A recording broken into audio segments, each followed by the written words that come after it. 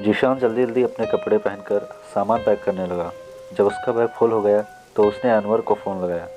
अनवर बोला कि जल्दी से आजा, हम सब तेरा इंतज़ार कर रहे हैं। जीशान बैग लेकर अनवर के घर पहुंचा।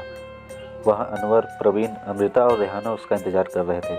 सबके सब तैयारी के साथ थे और घूमने जा रहे थे। कोई निर्धारित जगह नहीं थी, बस वे सब अब काफ़ी इंतजाम के साथ घूमने निकले। अनवर की गाड़ी में बैठकर सब चल दिए। बहुत ही उमंग और उल्लास के साथ गाड़ी को हाईवे पर दौड़ाने लगे। काफ़ी समय तक चलते चलते शाम हो गई और उन्हें भूख लगने लगी। उन्होंने तय किया कि ढाबे के पास रुका जाए। गाड़ी साइड में लगाकर वे सब उतरे और ढाबे पर थोड़ी देर रुके। इधर उधर की जगहों के बारे में पता किया, कुछ खाया पिया और आगे चलने का प्लान किया। किसी ने बताया कि आगे 2-3 घंटे के सफ़र के बाद होटल मिल जाएंगे और उधर घूमने लायक अनोखी जगहें भी हैं। फिर सब चल पड़े। गुनगुनाते हुए ढेर सारी बातें करते वे चले जा रहे थे। अब रात गहरी होने लगी थी, उन्हें थकान हो रही थी। जल्द से जल्द वे होटल पहुंचना चाहते थे। तभी अनवर को लगा जैसे कोई कार उसका पीछा कर रही है। वो डर गया, गाड़ी तेज कर दी। रास्ता भी सुनसान होने लगा। अनवर ने किसी को बताया नहीं, वो गाड़ी भगाता ही रहा। उसे लगा कि टायर पंक्चर हो गया। उसने ज़ोर से ब्रेक मारे, गाड़ी एकदम से रुकी।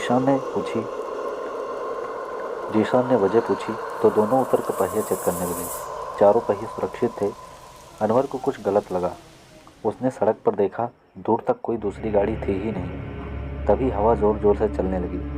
वे सब बैठकर आगे बढ़ लिए। अनवर को बार बार महसूस होता जैसे पिछले टायर पंक्चर हो गए हैं और गाड़ी पलटने वाली है, मगर वो रुकने की बजाय चलाता रहा।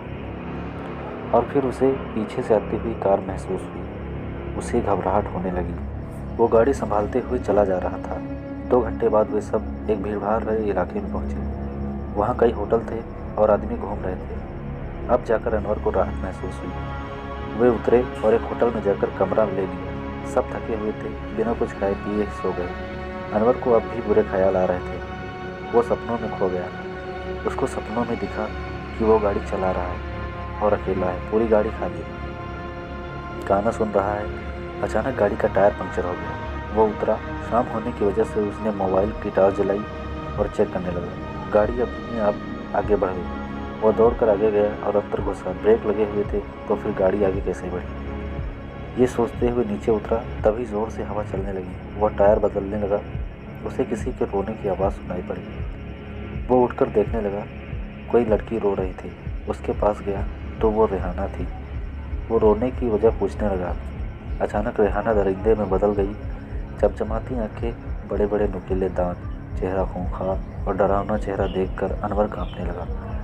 रेहाना दांत पीसते हुए अनवर पर झपटी। वो छटपटाने लगा। भागने की कोशिश की, मगर शैतान ने उसकी गर्दन पकड़ ली और नोचने लगा। वो ज़ोर ज़ोर से चीख उठा। उसकी आंख खुल गई।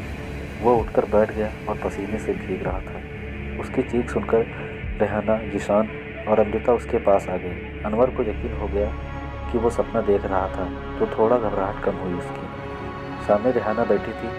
सब पूछने लगे क्या हुआ। अनवर ने बताने की कोशिश की, मगर बताते हुए डर लग रहा था तो कुछ न बोला। बस इतना कहा कि डरावना सपना था। सब सोने लगे, मगर अनवर को नींद न आई। वो जागता रहा। काफ़ी देर बाद उसे नींद आई। सुबह हो गई। सब उठकर तैयार हो रहे थे, परंतु अनवर सो रहा था। जीशान ने उसे उठाया। फिर नहा धोकर सब निकले। वहाँ घूमने लायक कई जगहें थी। वो सब मस्ती करते हुए पूरा दिन घूमते रहे। कई खूबसूरत पार्कों में गए। घाटियाँ, झरने और पुराने खंडहरों को घूमते घूमते शाम हो गई। उन्होंने तय किया कि अब जल्द से जल्द होटल पहुंचना चाहिए। अनवर गाड़ी चलाने लगा। सब बैठ गए। गाड़ी बीच जंगल से गुजर रही थी। अंधेरा छाने लगा। जंगल पार करके वो होटल पहुंच जाते। गाड़ी जंगल के बीच पहुंची। सड़क घुमावदार थी। एक बार फिर अनवर को लगा जैसे कोई गाड़ी पीछा कर रही है और अचानक टायर भी पंक्चर हो गए। इस बार सचमुच टायर पंक्चर था।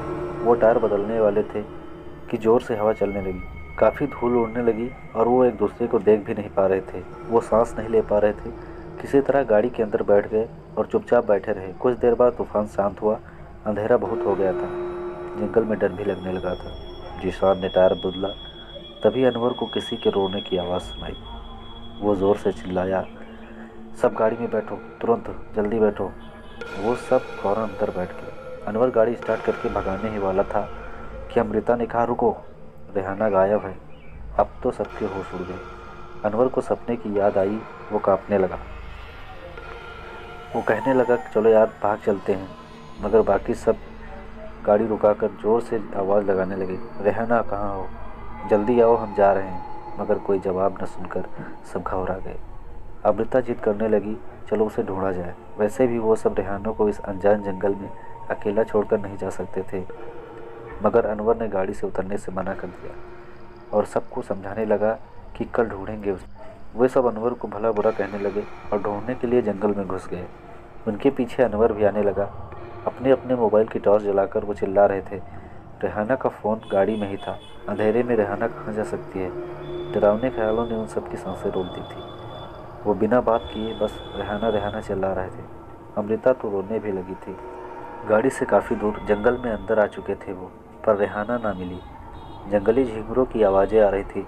सियार भी चिल्ला रहे थे। वो सोच रहे थे कहीं किसी जानवर ने तो नहीं, ऐसा नहीं हो सकता। वो अपने संदेह को लेकर आखिर में सब यही सोचने लगे कि वापस लौट चलना ही बेहतर होगा। तभी उन सबको रोने की आवाज़ सुनाई। अनवर तो पहले से डरा हुआ था, अब उसके पैर कांपने लगे। वो सब आवाज़ की ओर बढ़े। मोटे पेड़ों के पीछे कोई सिसक रहा था।